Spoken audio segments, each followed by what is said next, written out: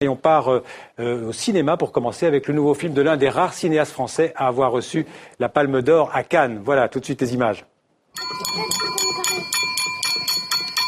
Écoutez-moi, j'ai quelque chose à vous dire.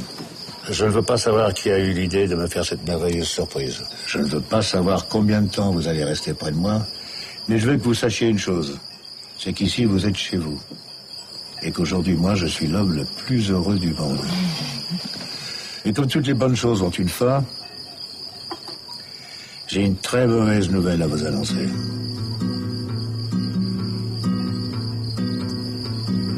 Un pas, une pierre, un chemin qui chemine. Alors ce cinéaste, tout le monde l'aura reconnu, c'est Claude Lelouch. Claude Lelouch avec ce nouveau film Salaud, on t'aime. Le salaud en question, c'est Johnny Hallyday, on vient de le voir. De quoi ça parle? C'est l'histoire d'un photographe qui a bourlingué et qui pour ses vieux jours s'installe dans un magnifique chalet dans les Alpes avec sa nouvelle femme Sandrine Bonner et aussi son vieux pote Eddie Mitchell qui est aussi son médecin et qui va tenter de réconcilier ce père qui a un peu négligé ses filles pour sa vie professionnelle tout au long de sa vie. Et donc les filles, alors là vous avez vu, il y a un moment plus heureux mais il y a des moments moins heureux dans le film. Claude Lelouch, comme d'habitude, il y a des grandes envolées lyriques avec cette caméra qui tournoie ici dans le ciel des Alpes. On aime ou on n'aime pas. Ça aussi, c'est une tendance. Il y a les pros et les antis avec ici quand même, je veux dire, un gros point faible à mon sens, c'est le scénario, l'histoire, ça vire vers un polar assez improbable. En revanche, le point fort, c'est Johnny. Il crève l'écran. Claude Lelouch filme son visage au plus près, un peu comme un parchemin, un peu comme des montagnes. Suisse. Regardez plutôt. Suisse, bien sûr.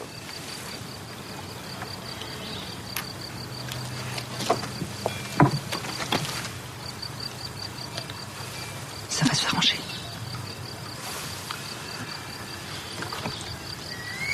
Putain, j'ai tout raté dans ma putain de vie.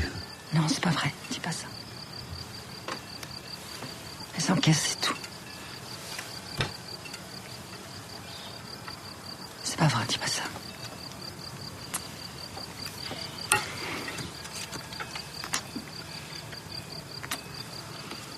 T'es un homme merveilleux.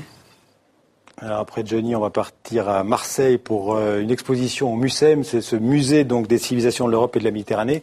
On va voir une exposition consacrée à l'Antiquité gréco-romaine, mais vue d'un point de vue marocain. C'est ça, absolument, avec des bronzes antiques. Regardez plutôt sur ces images d'Henri Paul Amarre et Stéphane Stasi. Ils ont été découverts, en fait, au tout début du XXe siècle, lors de fouilles au Maroc, au sud de Fès. C'est là que se trouvait Volubilis, une cité romaine qui a été abandonnée ensuite au IIIe siècle après Jésus-Christ. Mais Volubilis, c'était auparavant une cité romaine très riche. Vous voyez, par exemple, ces objets en bronze qui décoraient les maisons des aristocrates. Et puis, des bustes, en voici un autre. Bien sûr, il reste très peu de ces bronzes parce qu'à l'époque, quand il y avait la guerre, on les fondait pour faire des armes.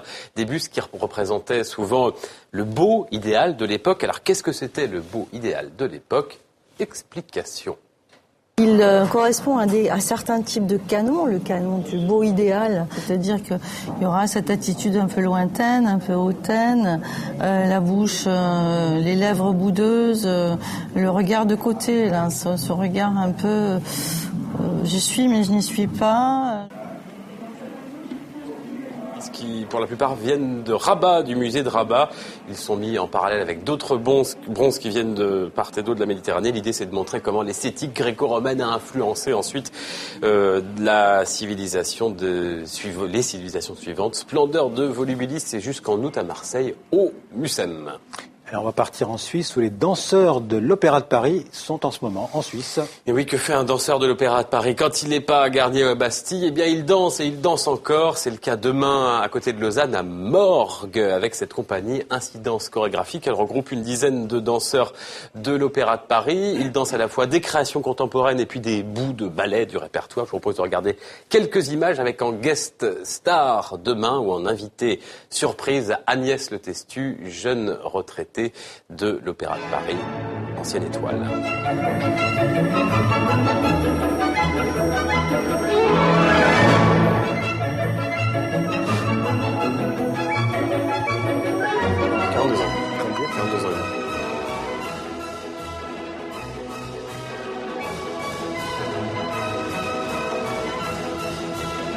sa retraite assez jeune en danse. Ah, c'est la règle. 42 ans et demi, même si on est en pleine forme à l'Opéra de Paris. À l'Opéra de Paris seulement, on prend sa retraite, mais on peut ensuite danser ailleurs. Merci Jean-Baptiste.